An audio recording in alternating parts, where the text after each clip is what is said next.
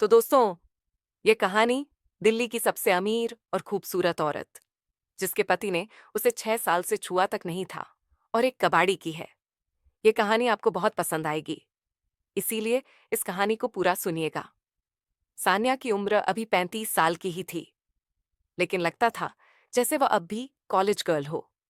उसका फिगर ऐसा कि रास्ते पर चलते मर्द ठिठक जाते और सोचते, काश ये मेरी होती, एकदम दूध जैसा गोरा रंग, घने भूरे बाल जो घुटनों तक आते थे, और वह भरावदार जवानी।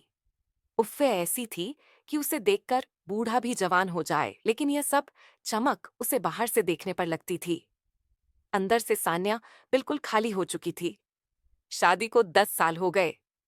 पति बड़े बिजनेसमैन हैं, दिल्ली से बाहर ज्यादातर रहते हैं। मैं अकेली इस बड़े से बंगले में रहती हूँ। हम दोनों में कोई ऐसी बात जो अक्सर पति पत्नी में होती है, कई साल से नहीं हुई है। हमारे बंगले में नौकर चाकर तो बहुत है, पर अपना कोई नहीं। बॉडी मेरी ऐसी है कि लोग पीछे मुड़कर देखते हैं। गोरी, लंबी, थोड़ी भरी हुई, पर फिट।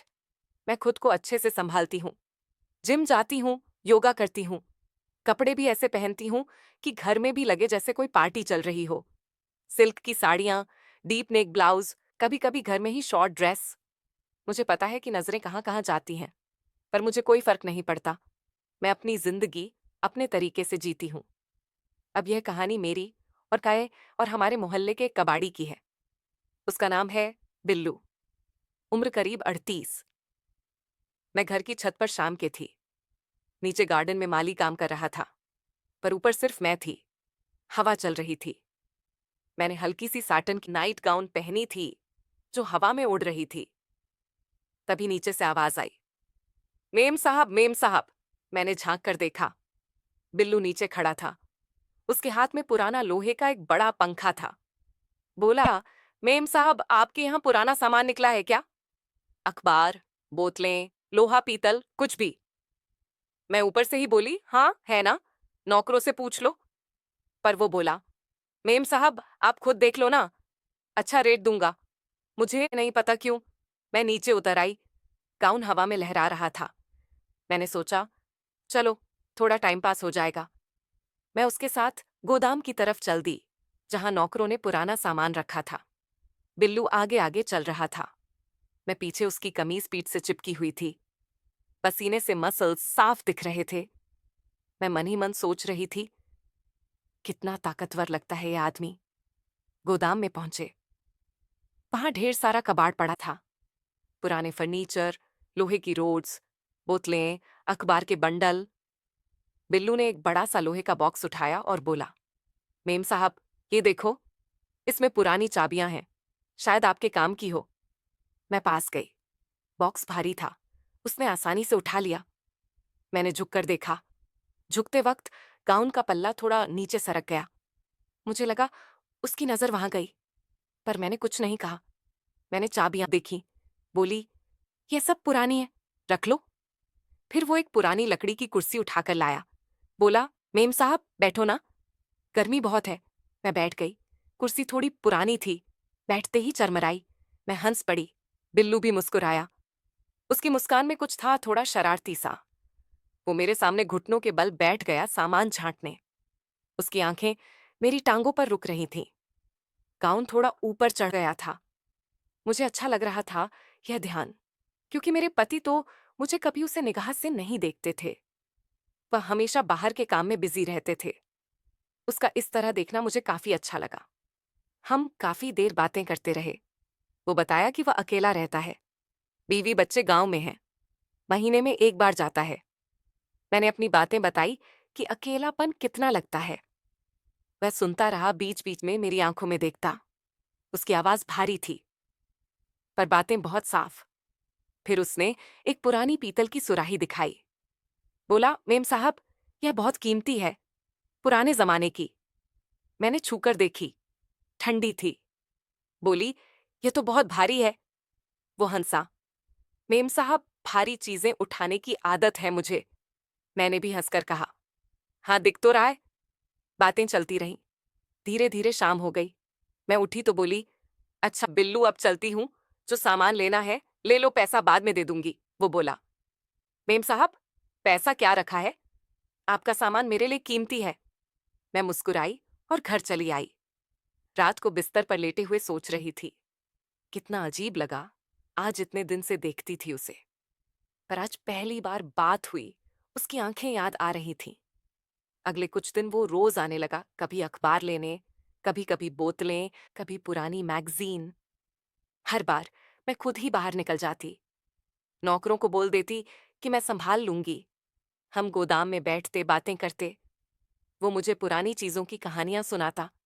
यह सुराही किसी राजा की थी, यह लैंप किसी हवेली से आया। मैं सुनती रहती। उसकी आवाज में एक अजीब सी कशिश थी। एक दिन उसने एक पुराना ग्रामोफोन निकाला। बोला, मेम साहब, ये चलता है अभी भी। मैंने कहा, बजाकर दिखाओ। उसने बजाया। पुरानी लता मंगेशकर की आवाज गूंजी। आजा संवरिया। हम दोनों सुनते रहे। कमरे में सिर्फ वो आवाज थी और हम। मैं आंखें बंद करके सुन रही थी। जब गाना खत्म हुआ तो मैंने आंखें खोली। बिल्लू बहुत पास बैठा था। उसकी सांस मेरे गाल पर लग रही थी। मैं चौंकी नहीं, बस मुस्कुराई। बोली, बहुत पुराना गाना है। वो बोला, मेमा साहब, पुरानी चीजों में एक बात अच्छी होती है, वह टूटती नहीं आसानी से। मैंने उसकी आंखों में देखा। कुछ पल हम ऐसे ही देखते रहे। फिर मैं उठी और बोली, चलो अब घर चलना चाहिए। उसके बाद भी वह आता रहा। अब बातें और गहरी होने लगी। मैं उसे अपने घर की बातें बताती, पति कितना व्यस्त रहता है, मैं कितना अकेला महसूस करती हूँ। वो सुनता और कहता, मेम साहब, आप जैसी औरत को अकेला नहीं छोड़ना चाहिए। मैं हंस देती, पर मन में एक अजीब सी उथल पुथल होने लगी थी। उसकी नजरें, उसका पास आना, उसकी भारी आवाज, सब कुछ एक तनाव पैदा कर रहा था।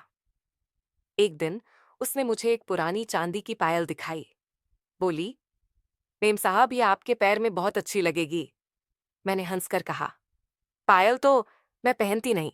वो बोला, ट्राई करके देखो ना। मैंने सोचा, चलो मजाक ही है। मैंने पैर आगे किया। उसने घुटने टेक कर पायल मेरे पैर में डाली। उसके हाथ मेरे पैर को छू रहे थे। उंगलियां गर्म थीं। मैंने सांस रोकी। वो धीरे धीरे पायल बांध रहा था। उसका चेहरा मेरे पैर के बहुत पास था। मुझे लगा अब कुछ हो जाएगा, पर उसने बस पायल बांधकर पीछे हट गया और बोला, देखो कितनी सुंदर लग रही है। मैंने देखा, सच में सुंदर थी। मैंने कहा, रख लो, तुम बेच देना। वो बोला, नहीं मेमा साहब, ये आपके लिए ही है। मैंने कुछ नहीं कहा। पायल मैंने रख ली, आज भी मेरे पास है। धीरे धीरे हमारी मुलाकातें रोज की हो गईं। कभी मैं उसके गोदाम में जाती, कभी वह मेरे गार्डन में आता। बातें अब बहुत निजी हो गई थीं। मैं उसे बताती कि मुझे क्या पसंद है, क्या नहीं। वह मुझे अपनी जिंदगी की बातें सुनाता, गांव की मेहनत की, संघर्ष की। मुझे उसमें एक सादगी दिखती जो मेरे पति में कभी नहीं थी। एक शाम हम गोदाम में बैठे थे। बाहर हल्की हल्की ठंड शुरू हो गई थी। मैंने शॉल ओढ़ रखी थी। बिल्लू ने एक पुराना अंगीठी निकाला और जलाया। हम उसके पास बैठे गर्म हो रहे थे। बातें चल रही थीं। तभी उसने कहा, मेम साहब, आप बहुत अच्छी हैं। मैंने कभी सोचा भी नहीं था कि मेरे जैसे आदमी से कोई ऐसा बोलेगा। मैंने कहा, बिल्लू, इंसान इंसान होता है, पैसा स्टेटस क्या रखा है। वो चुप रहा। फिर बोला, मेम साहब, मैं आपसे एक बात कहना चाहता हूं। मेरा दिल तेज धड़कने लगा। मुझे लगा अब वो कहेगा जो मैं कई दिनों से महसूस कर रही थी। मैंने कहा, बोलो।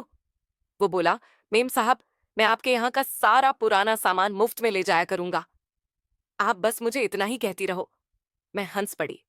बोली, पागल हो गए हो, ऐसा थोड़े होता है। पर उसने गंभीरता से कहा, मेम साहब, आपके साथ बैठकर बात करना मेरे लिए सबसे बड़ा इनाम है। उस दिन मैं घर आई तो बहुत देर तक सोचती रही, यह आदमी क्या चाहता है? प्यार, पैसा या सच में सिर्फ दोस्ती?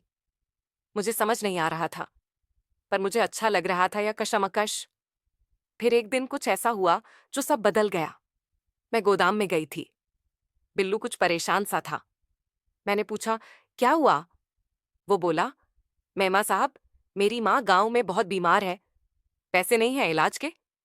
मैंने कहा, कितने पैसे चाहिए? वो बोला, लाख 1.5 लाख। मैंने बिना सोचे कहा, मैं दे दूंगी। वो चौंका, बोला, मेम साहब इतने पैसे? मैं बोली, हाँ तुमने मेरे लिए इतना किया है।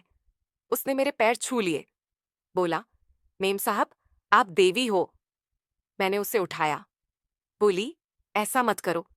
उस दिन मैंने पैसे दिए। वो गांव चला गया। 2 हफ्ते बाद लौटा। माँ ठीक हो गई थी। वो मेरे पास आया और बोला, मेम साहब मैं जिंदगी भर आपका एहसान नहीं भूलूंगा। मैंने कहा, एहसान क्या?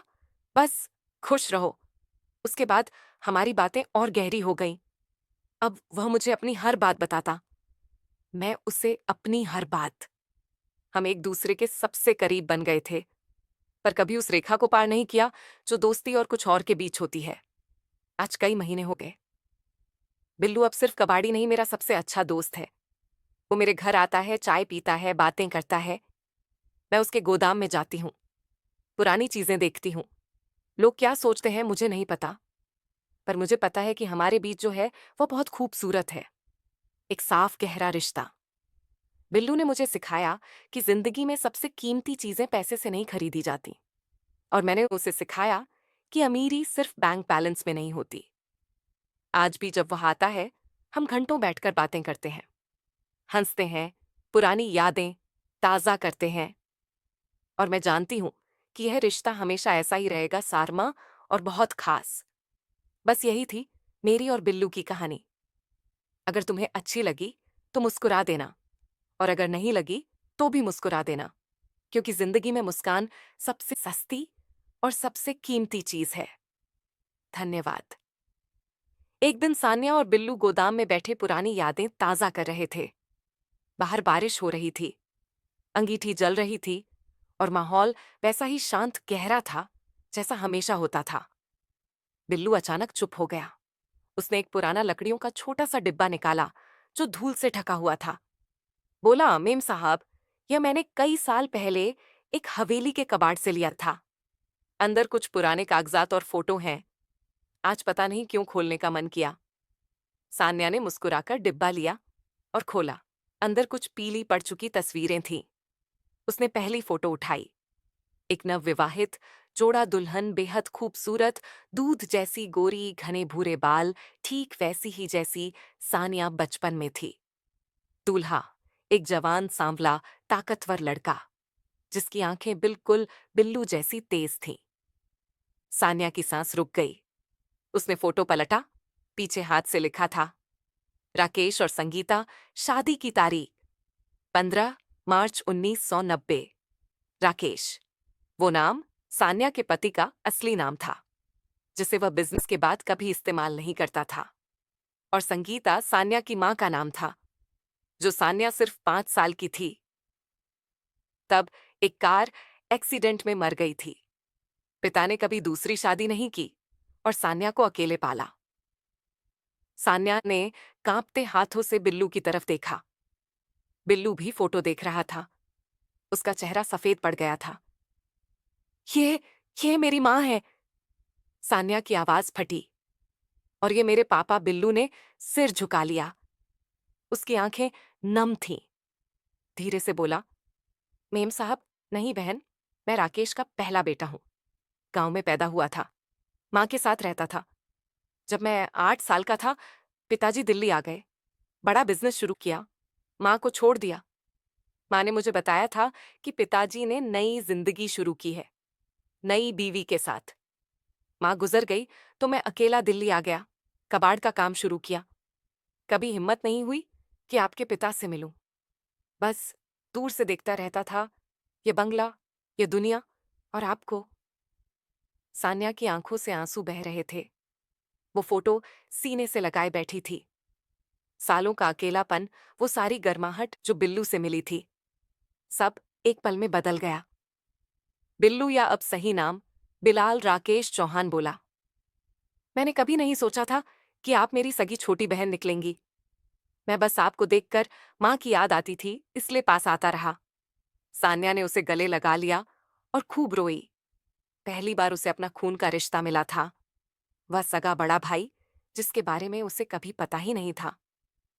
उस दिन के बाद बिल्लू गोदाम छोड़कर बंगले में ही रहने लगा। सान्या के पति को जब सच पता चला तो वह भी हिल गए। लेकिन अब परिवार पूरा हो गया था। बिल्लू अब कबाड़ी नहीं, घर का बड़ा बेटा था। और सान्या को अब सचमुच अपना कोई मिल गया था। खून का रिश्ता जो सालों से छुपा हुआ। गोदाम छोड़कर बंगले में ही रहने लगा। सान्या के पति को जब सच पता चला तो वह भी हिल गए। लेकिन अब परिवार पूरा हो गया था।